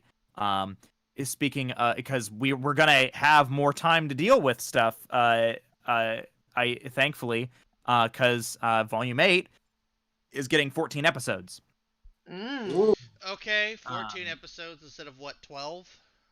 12 yeah, like 12 or for 13. 13. 12, 13. Yeah, Okay, one yeah. extra episode. This does not necessarily address our total concerns of needing more screen time. Not quite, but that requires money. So Yeah. That's true. Yeah, um unfortunately, Rooster Teeth is not having the best of years right now for a mhm. I variety don't of think reasons. any company is having the best of years right now. I I don't mean, know if you've looked outside. There's If kind there of was a. a company that could potentially be okay, it's online entertainment companies in terms of Well, you digital say media. that. I'm just saying, no, I I'm mean, not saying that it's true. I'm saying if there was potential for someone to be okay or to be doing better than some, yeah, it I mean, yeah, it's I think the main difficulty but no, isn't they're so definitely much like struggling. I mean like it's not just a matter of like I mean, yes, people are able to get their content online, so they're still able to like get revenue coming in. But when it comes to producing the content, Yeah. they still had a building that everybody worked in, and they can't Yeah. go to that building anymore. No, well, yeah, totally. there was Production the is definitely pandemic. slowed Yeah. down. There have also been recent incidents at Mm-hmm. RT of late Mm-hmm. that have Mhm. also, not necessarily helped right now. Yeah, absolutely. Yeah. So I'm not gonna like go into detail, but yeah, I would also expect those to have an impact, which Mm-hmm. also really hurts because I know that I would probably enjoy RWBY more if it had like 20 to 23 minutes worth of screen time instead of the 12 to 18 we get. Mm-hmm. There's just so Mhm. much more that could be done. And when we look back on this, if it continues on this trend, when RWBY ends, like whenever that actually happens, because I don't think it's gonna be on volume 10 or something. There's like no Yes. way. Yeah. We're gonna be looking back on it and saying, "Gee, like this was maybe like one of the greatest flaws of this entire series overall, point blank period." Well, I think Maybe. I don't know if I'd go that perhaps far. it all comes down to time management, right? So if they, so like we've said that more screen time would help, but earlier, talking about kind of the choices of what they decided to focus on in some places in Volume 7, um, like I think it also comes down to, you know, picking what's most important to perhaps making some better choices in terms of picking what to focus on and what to have certain moments in certain places I agree on that too. for It's for example I mean as we were saying earlier I don't feel like Renora should have happened in volume 7, so just being more careful with that kind of stuff I think would help as well. it would help. um I agree. but Well, moving yeah, right along. Further predictions. Speaking of kids, Mhm. Farm Boy, yeah, kind of an Yep. important character boy now. Oscar. I Oz is had back, some Oscar. by the thoughts. way. Oz has returned. Yeah. He has. He has. Although, I think there was some speculation, if I recall, back in season 7, as to whether or not Ozpin had already come back. There were a couple of moments where he's like, he says things that are very Ozpin-y, or he's walking in a very Ozpin-y sort of way. And I think at one point, Ironwood points it out, right? I think at one point they're having a conversation. He's like, huh, you sound just like... And then he just kind of goes on to something else. But it's just like, has Yeah. Ozpin been here the whole time? Farm Boy Maybe is they're sus. starting to... It's starting to merge, yeah. Farm Boy is the imposter. Vote him off. Pretty sus. But yeah, so one of the things that we did learn from the trailer is that Salem is going to be going after our boy Oscar because she needs to know how to operate the Relic of Knowledge. Mhm. So yeah, that was honestly, this season they've been kind of hush hush. They've given us a lot less to go on in terms of what's to come. I think that's a Normally, good thing. Secrecy. Yeah, because we've had a lot of recent media in like the past several years to be like, we're gonna tell you the story of everything in our 5-second trailer, and then you can watch all the yeah. semantic details when you watch the show. It's like, no, just give me enough to get me interested. Don't tell me Yeah. everything, please. There's Sorry, definitely sort of good somewhat trailers and related. bad Have trailers. yeah, somewhat related, but has nothing to do with RWBY. I heard that apparently like the fucking Demon Slayer movie, like the trailer for that, like spoils like the last Yes, scene it of the film or does. something. Yes, it Oh does. I my was like, god. nope, I'm not Yeah, watching that. No thanks. yeah. Why? So I'm like, okay, I'm not watching the trailer. If only they do that with every other video game or movie or whatever. It's like, don't tell me the plot twist in the trailer. See, it's worst with comedies because like trailers for comedy movies will give you all the best jokes, and then you're like, well, okay, Yep. guess I don't need to Yeah. watch it. Yeah. Oops. Yeah. Yeah, Thank you Brian for had to showing me straight your up tell Friday. me, "Don't worry, Katie, it's safe to watch the trailer." Because at this point, I just don't watch trailers anymore because I'm terrified of ruining my experience. Like, Mm-hmm. Go in knowing yeah, as little as possible. yeah. Yeah. Yeah. So just trailer making people. Why? Please stop. Why do you Why do do you this to do us? that? Why do I don't have to watch the movie? Like, because there's a funny trailer that I always reference. Like, when it comes to this shit, there's a film about a dog that like runs away from home, and it's like, okay, dog runs away from home, and you assume the whole story is about dog runs away from home and is going to find his way back home. The whole trailer, the 2-minute trailer, literally outlines dog runs away from home, family is sad, dog goes on wacky adventure. The trailer ends with dog coming home and everyone hugging the dog and everyone being like, "Oh, we're so glad we found you, buddy." And it's like, "Bro, Was that home? Wait. Was that no, Homeward it was Bound? no, it was not. No, it was not. I'm talking about this is a film that was made in the last like 10 years Oh, that okay. It that may is as well like be though. it was called like The Journey of Blank, and like it's like there's no stakes. You just showed me the movie. You just showed me the entire hero's journey. Like, Hey, what the fuck? you Like, you don't know that the movie could be the first like 10 minutes. Maybe the real movie is after the dog comes back home and it's maybe had the all its real wacky movie Maybe the is adventures. real choices movie made is. along the way. God damn it! You beat me to it. Oh my god. You know what, Fair? I didn't actually watch the movie because I felt like I'd seen a whole movie in that 2-minute trailer. You'd So, already what seen if it. I'll have to Mm. report I'll have to report my findings if I so choose. Thank you for showing me your Saturday Night Live skit. Moving on. That's But literally how I feel sometimes. but yeah, so I guess yeah, the bottom line is they haven't really given us very much, and usually they Also, give us okay, like okay guys, sorry. It's called A Dog's Journey. Oh, wow. A Dog's Okay. Journey. Away It's from called A home? Dog's Journey. That's the Back name of Wow. the movie. I mean, honestly, I don't even need the trailer to tell what that like A Dog's Okay, I'm Journey. on the Okay. wiki. I can confirm it's literally about a dog that runs away, has an adventure, comes home, and they find him. Even though you're supposed to be like, will he make it home? But duh, he makes it home. Sorry. Okay. Anyways, It's literally I mean- Homeward Bound with a twist. A The Dog's Journey. Oh my the god. title of the movie gives away that plot point though. A Dog's Yeah. Journey. Like the dog you come back home at the end of the journey. That's God. Oh God. I'm so upset. anyways. Oscar, Ozpin, Ruby, Yeah. not a dog story. Yeah. But dogs live on farms. There we go. That's how we tie it in. There Shit. was a dog. Wait, Zwei? Are we Oh, gonna get Zwei fuck. next season? Why confirmed? Why confirmed as existing in the RWBY universe? Rocket Dog will return. We need Rocket Dog. Actually, Please, that more Rocket Rocket seems a Dog. little unlikely, but they'd have to recast the voice actor and everything. But cool. Oh my Um, god. Now We can have other Rocket Dogs. you mentioned something that I thought was very interesting, Forrest, which is that one of the things that we do see in the trailer is we see Watts and Jacques in a cell next to each other. Oh my god, We I do can't see believe we've that. gone 2.5 hours without addressing this topic. It's actually only been an hour and 40 minutes. Yeah. We had our technical difficulties, but Mhm. yeah, they're sitting together next to each other in a cell, which, I mean, by like some law of the universe means they're gonna get up to some shenanigans. Like, you know that that's gonna happen, right? Yeah. I think so. I think you're right.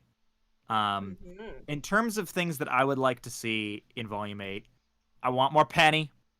Yeah. I want more Winter. Um, and yeah, I really want to see more of our characters explored. I want Emerald back. And I really, really, really hope they do right by Neo. I Oh, yeah. don't want them to just drop Neo by the wayside, because I remember talking with Annika when Volume 6 came around, and Annika was really excited that Neo came back. Um, but one of the things she said was, I really hope they didn't just bring Neo back just so that Cinder would have a companion. And then in the Volume 6 commentary, they confirmed that that is exactly what they did. So the concern is that now that things have like kind of gone sideways with Neo and Cinder, that they're just gonna kind of forget about Neo a little bit, because like she served her purpose. And there's just, I know that we've bitched about in the past, like, you know, people complaining about, oh, like this character had so much potential and then you did nothing with them. Like, you know, people were complaining that like when Pyrrha died, she didn't fulfill her potential, or when Roman died, he didn't fulfill his potential. And on this podcast, we've contested those points. But goddamn, if Neo isn't a character that has so much freaking potential, if they do nothing with her, I will be so upset. I think Yeah. you will I not be don't the think- only one. I don't think they're gonna like. She's such a cool character. She's just so Yeah. cool. Everything she does is cool. Like, you can't not. They're gonna have. There's gonna have to be some payoff there, right? Yeah. Mm-hmm. Especially because she's been here since like season 1. No, she arrived in Volume 2. Oh, Was it was yeah. volume 2. Yeah, Right, she you're was right. briefly in Volume 2, briefly in Volume 3, She tries to murder disappeared in Yang. Volumes 4 and 5, came back in Six? volumes. It came back in Volume 6. Yeah. It didn't even really do that much in 6. Played a small role in Volume 7, so they keep using her sparingly. And on a certain extent, I feel like that kind of helps her like mysterious nature. But also, guys, she's been in the show since Volume 2. What is up with Neo? Please give us more Neo and tell us what her deal is. Because she can't talk. Yeah. She can't tell you what her deal is. It's Yeah. I know. You just They have gotta to show, not tell. Yeah, well, she hasn't showed us much. I know, we're gonna get there. How long has the Hopefully, screen maybe. time been? All of maybe 20 minutes? Yeah, let's make it happen, guys. Let's hope. And 90. Her screen time has been 20 minutes, and 95% of that has been fighting. Yeah. Which, to be fair, is the best part about Neo. But like, But she does the fighting real good. If you do the fighting, but the fighting is meaningless, or we don't understand the meaning, then what in fact is the point? It's just a laser fest, like the last Star Wars movie, the finale for that. Oh my god. Literally a laser fest. It's like, oh, pretty Let's colors on not the get screen. into that. Thanks, meaningless. Moving on. Well, I do hope that we get it. But yeah. Her picking up Roman's hat, I think, says that that's not the case. I certainly hope so. Yeah. But yeah, anybody else got any other predictions or thoughts about Volume 8? Rocks fall, everyone dies. No. I Actually, guess let me my rephrase only that. last... Mantle Oh, go falls, ahead. everyone dies. Oh my god. Okay, I more guess, accurate. Like, one of my last little theories. It's something that I briefly mentioned already, but I wouldn't mind going more into. Is I think there's a high chance because Raven's with Tai Yang right now, correct? Like, I'm pretty sure. I do not recall her current position. Yeah. I'm 90% sure she's there, but I could be wrong. But Right. Yes. Yeah. Because like that's right. What was that? Volume 4? No, it's like volume 5. End of volume Yeah. 5. Like the like Mhm. Tai Yang is just chilling at the house, and then we hear like Raven's portal open, and then it's been like 2 seasons, and we haven't done anything with that. Exactly. And I think this is the perfect time for that to happen. If there's gonna be like a fucking battle, I think Raven and Tai Yang are gonna come in clutch, and maybe they'll have some other people with them. I don't know. The only one I can say for sure is I think Raven's gonna be portaling in and stirring up some shit. Maybe Raven will grow a conscience and maybe some maternal instincts. Maybe. Unlikely. And complain I- about being turned into birds. Bird. Jojo bird, Ruby. Jojo bird. I still haven't gotten over that fucking bullshit. I don't That was so understand that silly. you can do it like whenever you want. I understand, Ruby. No, but isn't that like just mutually like beneficial? Turn into birds, Ruby. Bird Ruby. I can turn into a Right. bird. Oh my god. Yeah, I I- guess that's pretty much it for me, theory Well, wise. if Raven's coming back, I hope, because they hinted at it in the last season. I really, really, really hope we've been talking about Ruby's mom for like Yeah. Oh 7 yes. seasons of the show. Yes. I want to get some details. I What want happened? I Where is want she? some Summer Rose shit. Oh Please. god. They even showed her this season. We finally like saw her face and her outfit and everything. She wasn't just a white cloak in the distance. Like Mm-hmm. Also, Yeah. more of Maria would be fun. that would be, yeah, it's true. Yes. That's So cool. That's it for I've- me. okay. Yeah. Well, the last thing that I guess I wanted to talk about was the way that they've been going about production on this season. So they talked way back when about the fact that they really kind of wanted to do volume 7 through like 9 as like one thing.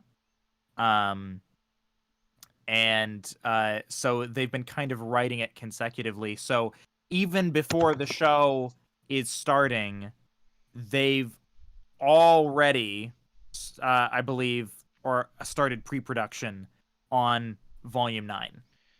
Oh, thank Uh, God. Uh, At least that sounds like a good would thing. make sense.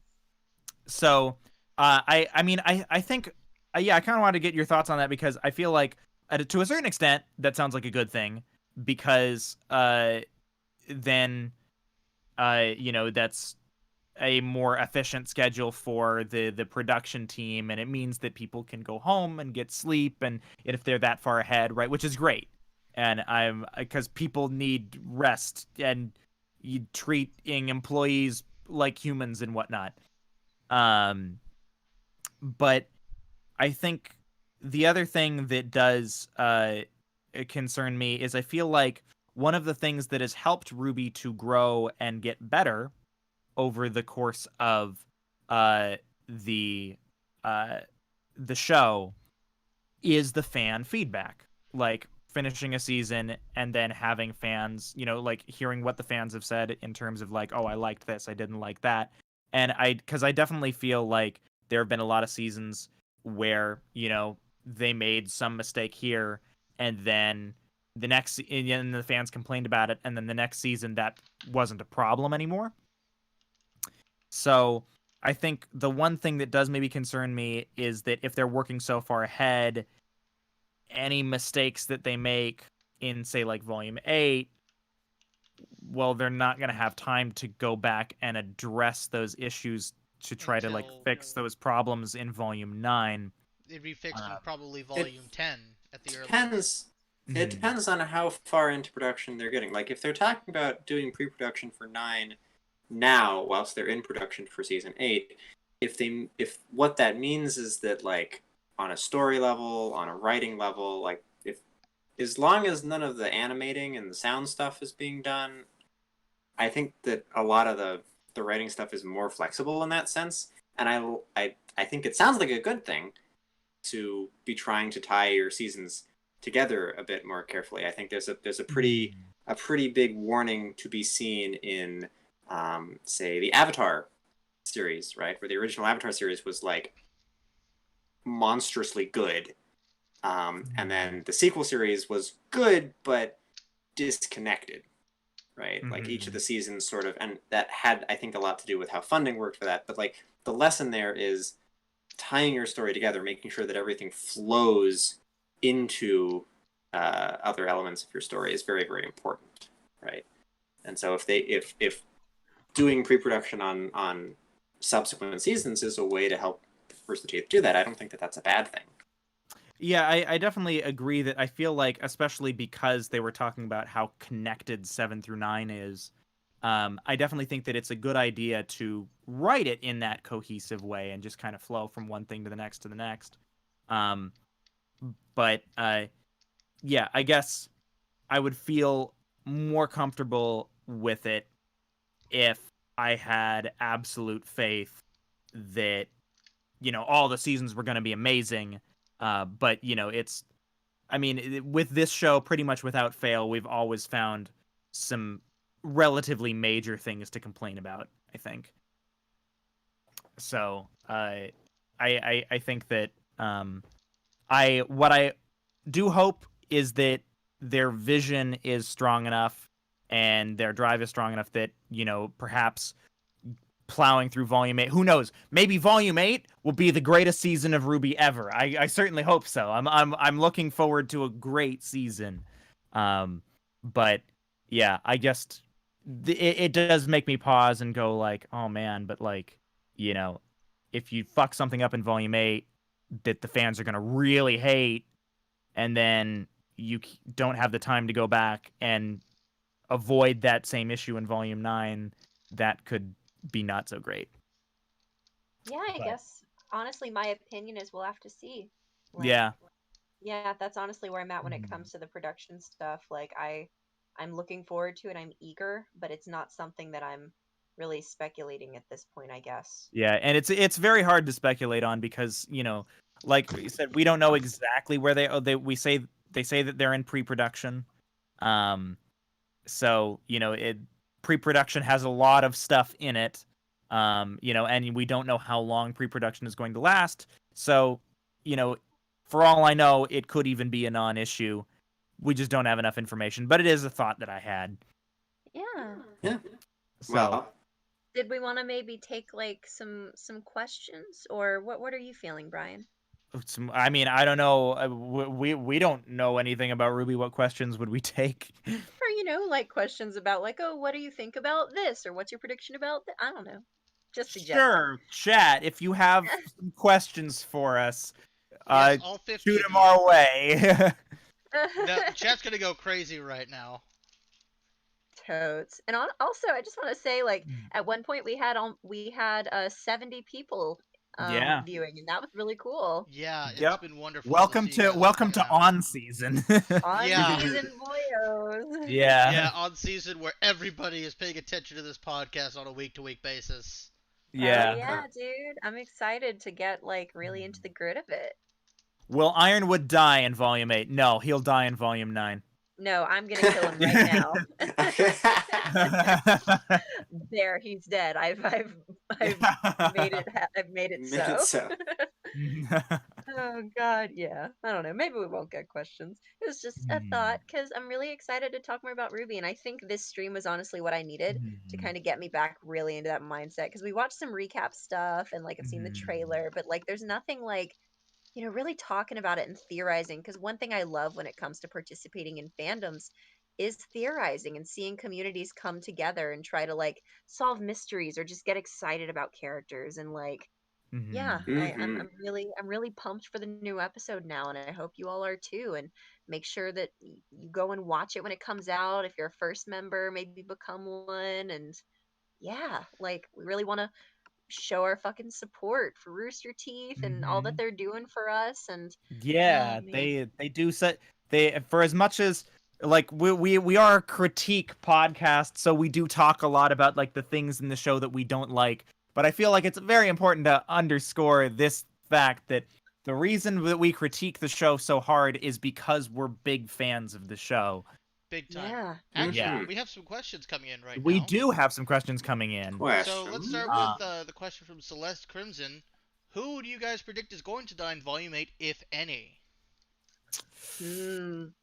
I think Pietro is a strong contender. Yeah, Yeah. Yeah. that seems highly likely. He's got death flags all over him. He's not Well, if waving he, around death flags super much yet, but like we've been saying that Crow is gonna go for a while. yeah, since This might be it, volume though. Mm-hmm. 6 at I least. don't Yeah. know. Yeah, I don't know. I don't know if this will be the volume, but yeah. Well, because there's some, yeah, I like with I all of don't think his we're. with all of his unlucky things, this whole thing with Clover, and the fact that like, Ruby has to I inherit think his more weapon. I don't Aesops are gonna die. There you go. There you know. go. Yeah, Aesop's. that's Okay. fair. That's Yeah. fair. Let me see. Is there a chance that Opson still loves Salem deep down? I think they practically confirmed that he still does. It's just really Yeah. sad. Like it doesn't change much, but yeah, I think that's Yeah. a clear thing that we Yeah. can know. I don't know if it'll change Yeah. much about what trajectory he's on, but that's I think is easy to confirm. That Ozpin, man, his extramarital affairs are just fucking everyone over. Oh god. Let's see. Oh What my is God. Ruby's semblance, or what are your thoughts about her semblance? We've actually discussed this before, but I'm not sure if the episode still exists. But her episode is more than just speed. It seems to be transmutating herself into like rose petals because of her cape, and like Yeah. splitting as necessary, and then reforming. Yeah, she's like she can turn into rose petals and she can go very fast. I think it's like she can turn into rose petals and control the wind around the rose petals. I feel like that's what her semblance is. Yeah, because That's people thought it was speed for a long time, and then I saw, I think it was the Volume 4 trailer. It's like, I don't think it's just speed. There is unexplored potential there. Well, I think that was like the new Red trailer for Volume 4, right? That was the first time we saw her split, I think. Yes, that was the first time we saw her split, and that's why I commented on it at the time. Yeah. And Yeah. then literally in Volume 7, we find another speed semblance person, and she's like, I don't think you're just speedy. I think there's something else going on here, kid. Yeah, let's see. There's another from a question from M. Anderson. Might have missed a podcast on them, but have any of you read the books, be it the novels, comics, manga, or supplementary materials? Yes, I have read After the Fall. It was meh. I used to read the Oh. manga just to see if the differences, but I fell off on that really quickly. Yeah, no, I think like the Viz Media manga started out really strong, but then they changed the mangaka, and like I've heard it's not as great now. Because I remembered like being really down for like what they were doing in like the Volume 1 part of the Viz manga, but then yeah, apparently I've heard that it went off the rails. But yeah, After the Fall, I feel like if you're a big RWBY fan and you love Team Coffee and you just want more of this universe, then I think After the Fall is great. But I think I was looking for more of a really in-depth introspection into those characters and a really compelling story. And I think for me, a lot of the thing that kind of like made After the Fall not as compelling for me was like the fact that After the Fall, the main obstacle of After the Fall was the Grimm. And I think that there's a reason why RWBY proper left the Grimm as like the main obstacle a long time ago. Because honestly, the Grimm aren't that scary and they're not a very compelling like enemy. They're like a horde mode enemy. And that doesn't necessarily make for the most compelling storytelling. So that's why we have people like Roman and Cinder and Salem and all of those people to make our villains more compelling and help kind of hype up the story. And so because After the Fall didn't have that, it kind of fell flat for me. But that's just me. I'm sure other people had different experiences with the book. The next question is from Mystic BB. Will Cinder's backstory be inspired from the original Grimm fairy tales? She kind of is already inspired by some of them. Like she has glass abilities, and she has like the glass slipper, which is kind of Cinderella inspired. But I know that she's not technically, I think, the Cinderella inspired character. I could be wrong. It's been a while since I've looked at those particular comparisons. Who are we talking about? Cinder? Yeah, Yeah. Cinder. Yeah. Yeah, I think Cinder is supposed to be Cinder. At some point, there may be a carriage. I don't know. Oh my god. That'd be kinda funny. Backstory is still mysterious. We'll see, but she's got. She's gonna turn into a pumpkin. Oh god. Yes. That's her maiden power she hasn't discovered yet.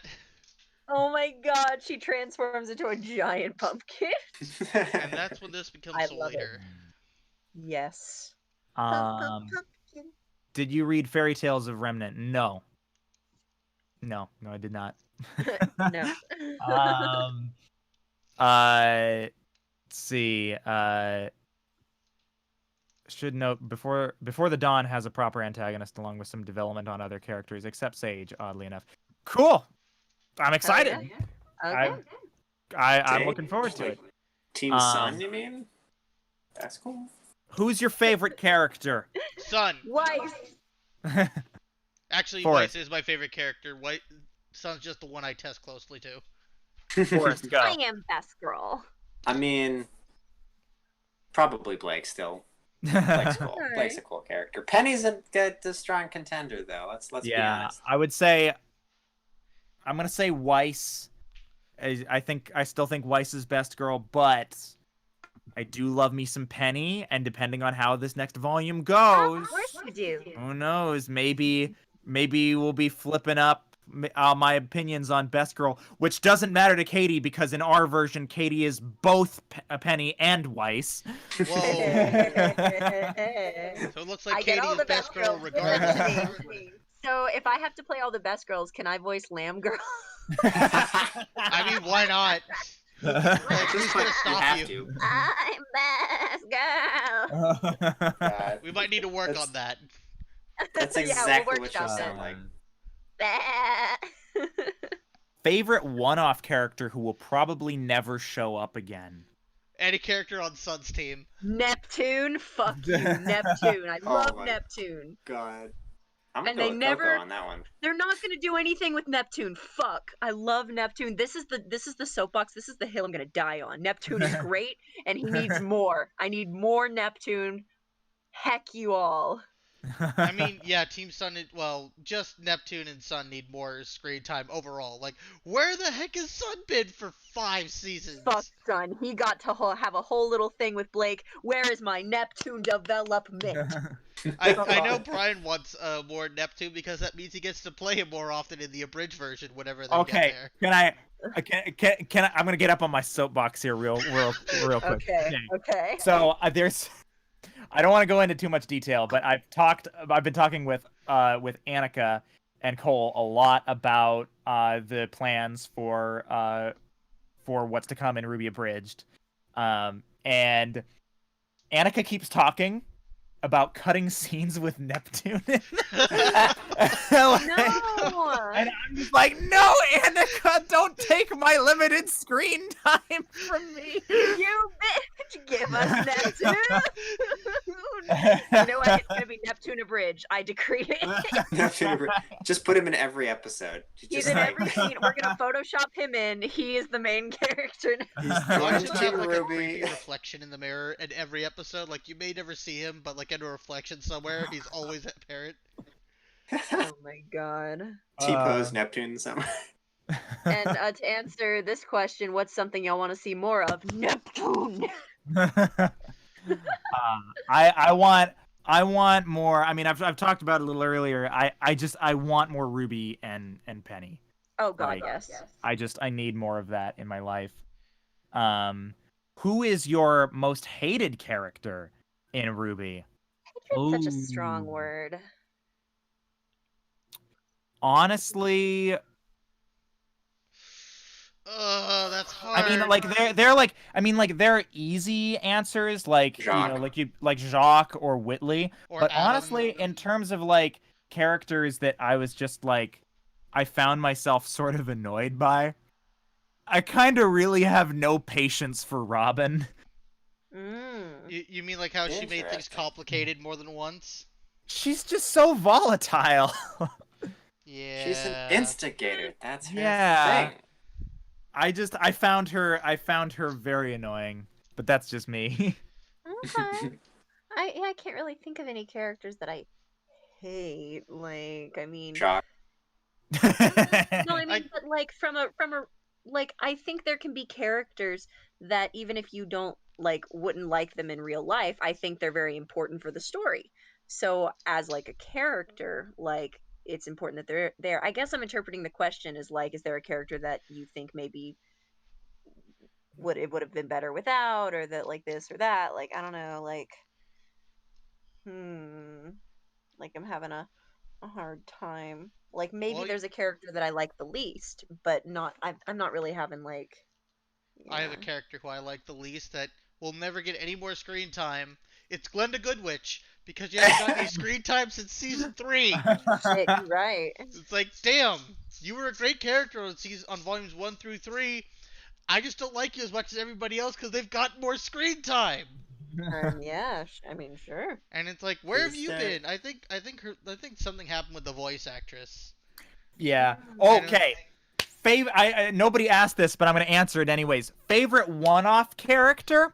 Fucking the Kendra. no no like We already knew that. the oh god what's fucking Shopkeep. Yeah. That's my favorite one-off Yeah. character. Mm. The shopkeep I guy. mean, I was guess gonna technically say- he's a recurring character, but same difference. Oh no, the Wait. bookkeeper is mine. Your shopkeeper guy's bookkeeper or like the the old shopkeeper? dude in like volumes 1 and 2 who just like shows Yeah. up occasionally. He just I'm runs talking like every the shop. bookkeeper guy who gets killed off in season 2. Oh, Favorite bookkeeper. grown-up in RWBY?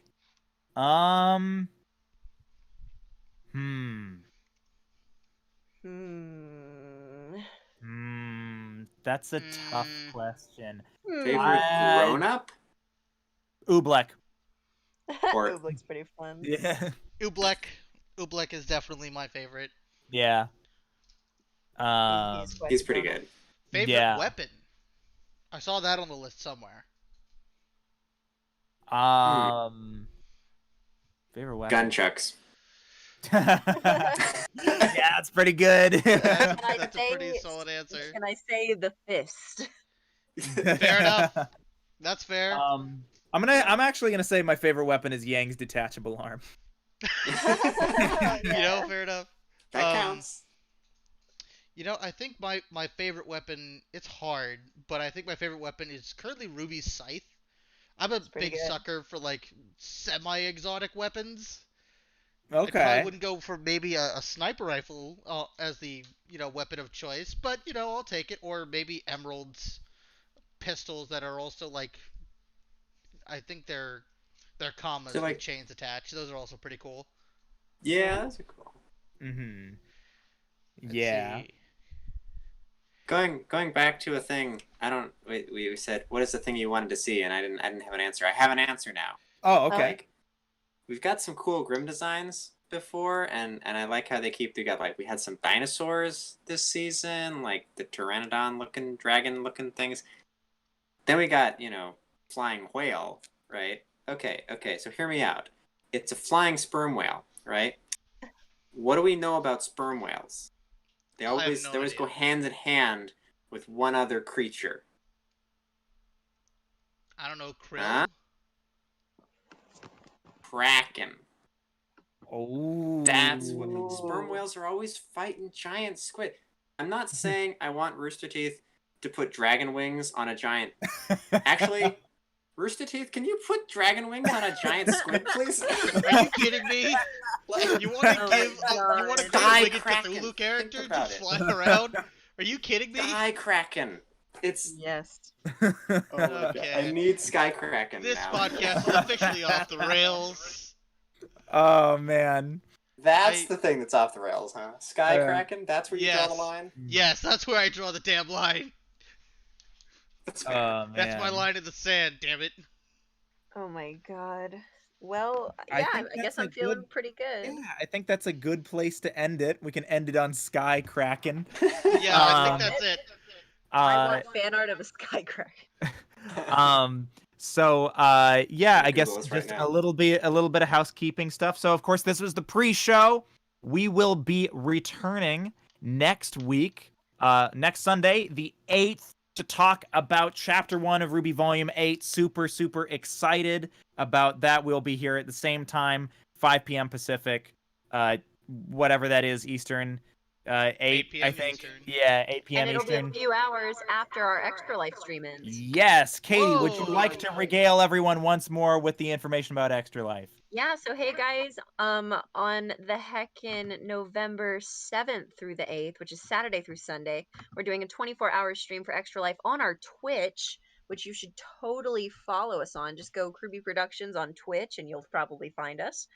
And it's going to be pretty awesome. We have a lot of games that we're doing. And follow us on our Twitter, RWBYABRG, where we'll be, tweeting stuff out about Extra Life. You can also get some of our information there. We have a schedule put up of what games we'll be playing and who will be hosting them.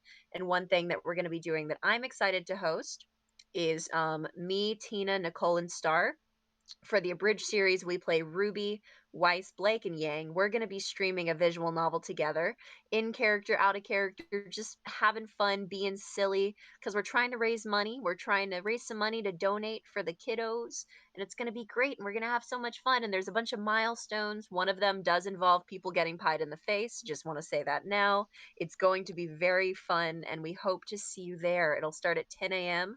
on our Twitch on November 7th, and it'll go until 10 the next morning. And then we'll be back here to, I guess, talk about that, but more importantly, talk about RWBY. We're excited. This next week has a lot of cool stuff, and we really do hope that you'll join us for the ride. Hell yeah. Awesome. And so, just to finally kind of like close out, once again, I'm Brian. If you want to follow me, I'm in the RWBY Productions Discord. I'm also on Twitter at Hubbard Audio. Ian, where can they find you? You can find me at the RWBY Productions Discord. I am Ventress. I am an admin. If you're having any issues, please let me know. I'll help you take care of them if I can. Forrest, where can they find you?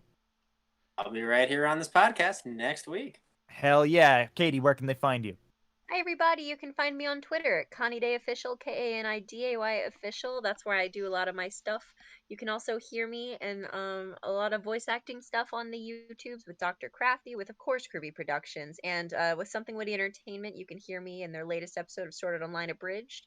And you should also follow their Patreon because they're really cool and they might be uploading some really cool stuff there too soon. And that's really neat. And yeah, you can also find me just on the internet hecking around. Follow my Twitter. I pretty much update it constantly with stuff like that. And of course, RWBY Productions, you can find us on Twitter, or at RWBYABRG. You can find us on Twitch at RWBY Productions. You can also find us on Facebook at RWBY Productions if you want to see that too. You can also, of course, find us on Patreon at RWBY Productions, and of course, right here on YouTube. Hell yeah. That sounded Perfect. rehearsed. Oh, no, it actually wasn't. But I know it wasn't, which But is it why it's sounded. impressive. Oh, thank you. I'm just used to speaking. It's what I do for a living. Sort of. Hell yeah. All right. Thank you guys so much for tuning in. We will see you next week.